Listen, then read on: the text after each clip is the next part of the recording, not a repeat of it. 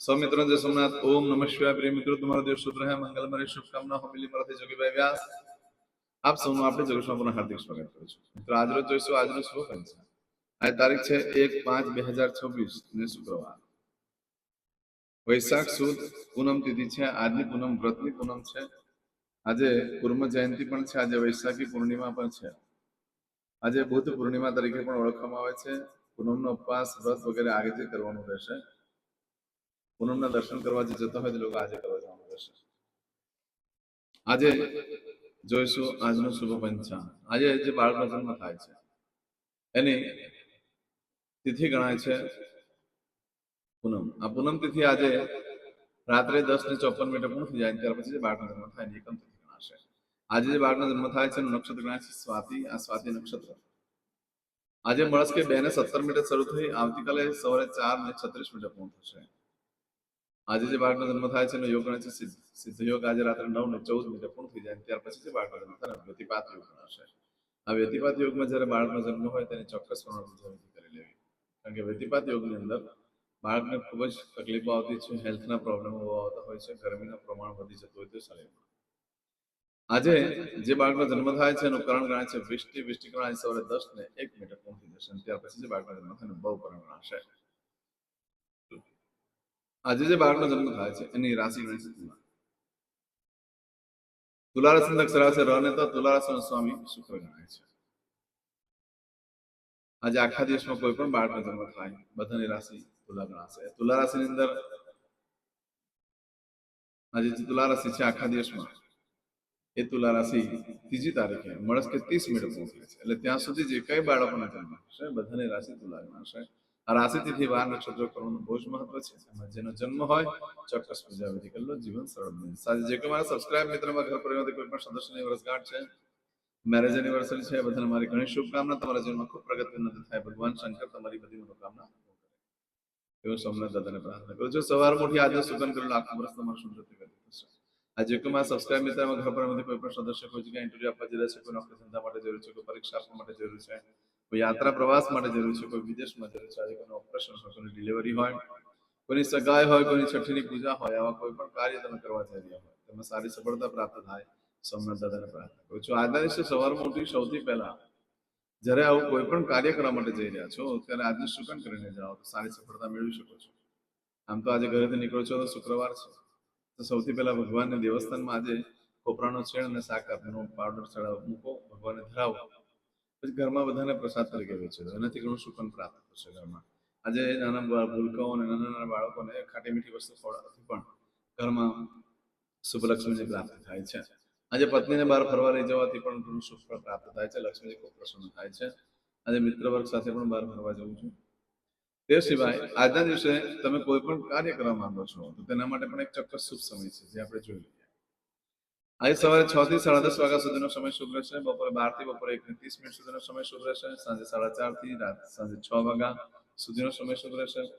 રાત્રે 9 થી રાત્રે 10:30 વાગ્યા સુધીનો સમય શુભ રહેશે। રાત્રે 12 આવતીકાલે મળશે કે 4:30 સુધીનો સમય પણ શુભ રહેશે। આ સમયગાળા દરમિયાન તમે કોઈ પણ કાર્ય કરો છો તેમાં દિવ્ય સફળતા પ્રાપ્ત થઈ શકે છે।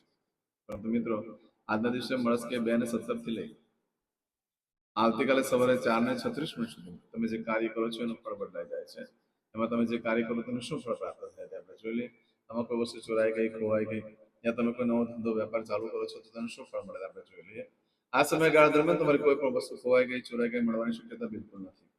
આ સમયગાળા દરમિયાન તમે કોઈ પણ ધંધો વેપાર ચાલુ કરો છો તો એનાથી તમને માનસિક શાંતિ મળે છે, વેપાર વ્યવસાય પણ વધે છે અને ખૂબ કામ કરવાની ધગસ જાગશે। આજે કોઈ પણ ધંધો વેપાર ચાલુ કરવા માટે ઉત્તમ દિવસ છે। આજે ખરીદી કરવા માટે પણ ઉત્તમ, વેચાણ કરવા માટે પણ ઉત્તમ છે। વાહન, પ્રોપર્ટી, મિલકત બધું ખરીદી કરી શકો, વેચાણ પણ કરી શકો છો। આજના દિવસે ભગવાન પાસે માંગણી કરવા માટેનો દિવસ છે। આજે માંગણી કરવા માટે કોઈ પણ પાસે કઈ પૈસા લેવાના નીકળતા હોય ને આપતા ન હોય તો આજે માંગણી કરો તો મળવાની શક્યતા વધી જશે। આજના દિવસે ઇન્ટરવ્યુ વગેરે આપવા માટે શ્રેષ્ઠ છે। ઇન્ટરવ્યુ આપવામાં સારી સફળતા મળી શકે, માર્કેટિંગ માટે પણ શ્રેષ્ઠ છે। આજના દિવસે ખાસ કરીને જે દીકરીના લગ્ન થઈ ગયા હોય અને સાસરેથી પ્રથમવાર લગ્ન પછી પોતાના પિયર આવી હોય પણ જો આજે સાસરે જાય છે તો સાસરામાં ખૂબ સુખી થાય છે। અને શાસ્ત્રો પણ ખૂબ ધનવાન થતું હોય છે એવા દિવસ. આજે નોકરીનો ઇન્ટરવ્યુ વગેરે માટે, વિદેશનો ઇન્ટરવ્યુ માટે સરસ દિવસ છે. આજે નવા વસ્ત્ર ધારણ ન કરશો, નહીં તો સ્ત્રી વર્ગ સાથે મતભેદ થઈ શકે છે. હા, કોઈ પાર્ટી વાર્ટીનું આયોજન થઈ શકે, જમવાનું ભાવતું ભોજન મળશે કે નવા વસ્ત્ર ધારણ કરો છો. પણ ભાઈઓ માટે ખાસ ધ્યાનમાં રાખવા જેવું છે. જો આજે નવા વસ્ત્ર ધારણ કર્યા તો અત્યારે નજીકના સમયમાં તમે કોઈ છોકરી જોવા જાઓ છો તો પસંદગીમાં તમારી ભૂલ થઈ શકે છે અને આગલા જીવનમાં આગળ જતા તમને તકલીફ આવી શકે છે. આવું બધું જે ફળ છે આજે સવારે મળસ્કે 2:17 થી આવતીકાલે સવારે 4:36 સુધી. પરંતુ મિત્રો આજે એક વસ્તુ ખાસ ધ્યાનમાં રાખવા જેવી છે. આજે સવારે 10:01 સુધી અશુભ સમય છે. એટલે કોઈ પણ કાર્ય કરવા માંગો છો તો આજે સવારે 10:01 પછી કરો, ત્યાર પછી શુભ ગણાશે. કોઈ પણ ખરીદી કરવા માટે, વેચાણ કરવા, કાર્યનો આરંભ કરવા માટે આજે કરશો. આજનો સંકલ્પ ચમચીમાં પાણી લઈ લો. આજે બાળકનો જન્મ કરવા માટે પણ આજનો દિવસ શ્રેષ્ઠ રહેશે. જે લોકો સીઝર કરવાના હોય એ લોકો આજે કરી શકે છે સીઝર, પરંતુ 10:01 પછી કરવું, જેથી કરીને શુભ સમય શરૂ થઈ જાય. ચમચીમાં પાણી લઈ લો. અદ્યતન માસના માસોત્તમ પરમ પવિત્ર વૈશાખ માસે શુભે શુક્લ પક્ષે પૂર્ણિમાયામ ભૃગવાસ નિમિત્તાયામ આજે બ્રાહ્મણને દહીંનું દાન કરવાનું બહુ મહત્વ હોય છે. એનાથી તમારી કુંડલીમાં શુક્રના અશુભ ફળનું નિવારણ થઈ જતું હોય છે. બ્રાહ્મણને દાન કરવાનું, શુક્રવારે દહીંનું દાન કરવાનું બહુ જ મહત્વ હોય છે. ચોક્કસ કરી દેજો. પૂજાનો વિડીયો પતે એટલે મને તરત જ યુટ્યુબ ઉપર કોમેન્ટ્સમાં તમે જે ભગવાનની ઉપાસના કરો છો નામ લખીને મોકલી દો. ભગવાને તમારા માટે પ્રાર્થના કરીશ. હવે દરેક જણા પોતાનું સાચું નામ બોલી દો. તમારું ગોત્ર ખબર હોય તો ગોત્ર બોલી દેવાનું.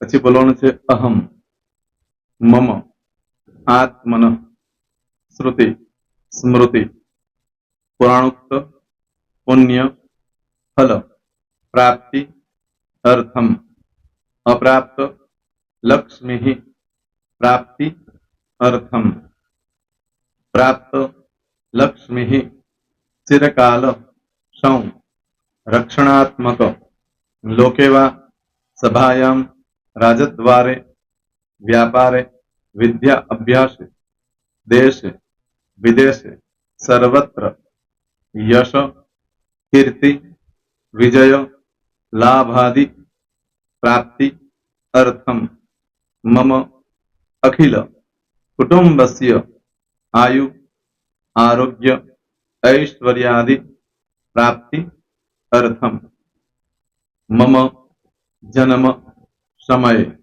तथा च विप्र, वृंदानां, जन्म, समय, जन्म, कुंडली, मध्ये, स्थित, ग्रहः, गोचर, ग्रहः, महादशा, अंतर्दशा, प्रत्यंतर्दशा, तथा च योग, युति, दृष्टि, मध्ये, शुभ फल, प्राप्ति, अर्थम, भय, रोग, शत्रु, बाधा, दोष, मारण, तारण, मंत्र, तंत्र, अरिष्ट, दोष, पीड़ा, निवृत्ति, अर्थम, भूत, प्रेत, पिशाचादि द्वारा रचित अरिष्ट, दोष, निवृत्ति, अर्थम, मम, सकल, मनवांछित फल. હવે તમારા મનમાં જે કઈ ઈચ્છા હોય તે બોલી જવાનું.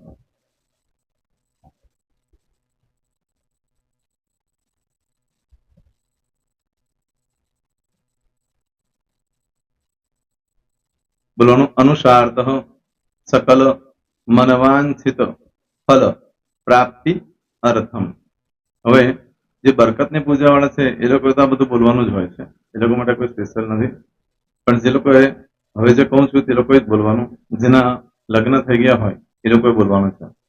મમ દાંપત્ય જીવન મધ્યે સુખાકારી પ્રાપ્તિ અર્થમ પુત્ર પૌત્રાદિ સંતતિ પ્રાપ્તિ અર્થમ. આ સંતાન પ્રાપ્તિ વાળા માટે પણ આવી જાય છે. દીર્ઘ આયુ આરોગ્ય ऐश्वर्यादि પ્રાપ્તિ અર્થમ. તથા ચ હવે જેના લગ્ન નથી થયા તે લોકોએ બોલવાનું. મમ જટટી વિવાહ योग प्राप्ति अर्थम विवाह पश्चात दाम्पत्य जीवन मध्य सुखाकारी प्राप्ति अर्थम। હવે જે લોકોને સંતાન પ્રાપ્તિ નથી, જે લોકોને સંતાન પ્રાપ્તિ છે કરવી છે એ લોકોએ બોલવાનું મમ દાંપત્ય જીવન મધ્યે સુખાકારી પ્રાપ્તિ અર્થમ તથા ચ દીર્ઘ આયુ આરોગ્ય ऐश्वर्यादि समन्वित संतति सुख प्राप्ति अर्थम। હવે જે અભ્યાસ કરી રહ્યા છો છોકરા વિદ્યાર્થીઓ છે તે લોકોએ બોલવાનું છે મમ વિદ્યા અભ્યાસ મધ્યે ઉત્તરો ઉત્તર પ્રગતિ ઉન્નતિ સાનુકૂલતા પૂર્વક દિવ્ય સફળતા પ્રાપ્તિ અર્થમ।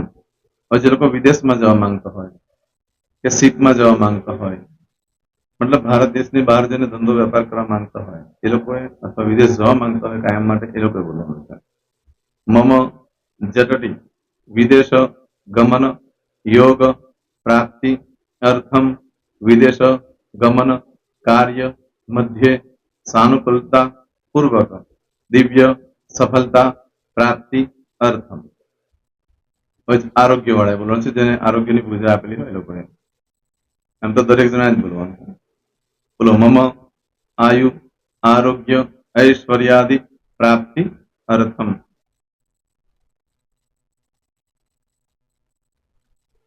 હવે દરેક જણા બોલવાનું सकल मनवांछित फल प्राप्ति अर्थम अद्य दिने प्रधान देवतानां नित्य दिन अनुसारतः पूजन अर्चन कर्मणि अहम करिष्ये। પાણીવાળી થાળીમાં પાણી મૂકી દેવાનું છે।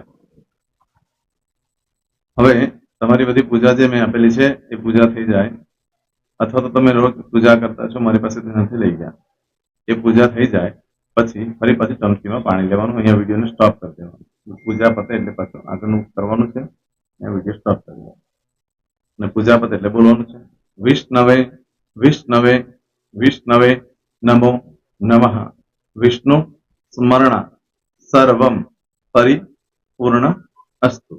एतानि गंध पुष्प धूप दीप नैवेद्य तांबूल दक्षिणा प्रदक्षिणा सहित प्रणु मम सकल मनवांछित फल प्राप्ति अर्थम पूजन अर्चन प्रियतान न मम। पाणी मूकी देवानुं, पाछुं पाणी लेवानुं, पूजन अर्चन ब्रह्मार्पणमस्तु। नीचे जमीन पर पाणी मूको, एमां आंगળી घसी कपाळमां तिलक કરી દો, कपाळमां जमीन पर पाणी मूक्યું છે એમાં, ત્યાર પછી ભગવાનને કહેવાનું કે હે પ્રભુ, આજે પૂજા કરતા કઈ પણ પ્રકારની ભૂલચૂક થઈ ગઈ હોય તો અમને ક્ષમા કરજો, અમે તમારા બાળક છીએ પ્રભુ, તમારો ખૂબ આભાર માનું છું, આજે મારી પાસે તમારી પૂજા કરાવી, મારી મનોકામના પૂર્ણ કરી। પ્રાર્થના કરી દો, જગ્યા પરથી ઉભા થઈ શ્રીનારાયણ ભગવાનને પાણી ચડાવી દો અને નિત્ય કર્મ જે કરતા હોય તે કરો। જય સ્વામિનારાયણ। તમારો દિવસ શુભ રહે, તમે અને તમારો પરિવાર સુખી રહે, સંપન્ન રહે, સુરક્ષિત રહે, એ ભગવાન સોમનાથ દાદાને પ્રાર્થના। તો મિત્રો, તમે મારા વિડીયોને લાઈક ના આપી હોય તો સૌથી પહેલા લાઈક આપી દો, અને ત્યાર પછી જો તમે મારી આ ચેનલ સબસ્ક્રાઇબ ન કરી હોય તો સૌથી પહેલા સબસ્ક્રાઇબ કરી લો અને બેલ આઇકોન ઓલ પર ક્લિક કરવાનું ભૂલશો નહીં, જેથી કરીને સૌથી પહેલા નવી વિડીયો જે કંઈ મૂકું એ તમને મળે। મિત્રો, કંઈ પણ મૂંઝવણ હોય તો મને આ નંબર પર તમે ફોન કરીને પૂછી શકો છો। મારો મોબાઈલ નંબર છે 9825546459। મિત્રો, કોમેન્ટ્સમાં જય સોમનાથ લખવાનું ભૂલશો નહીં। ફરી પાછા નવા વિડીયો સાથે મળીએ, ત્યાં સુધી સૌને જય સોમનાથ।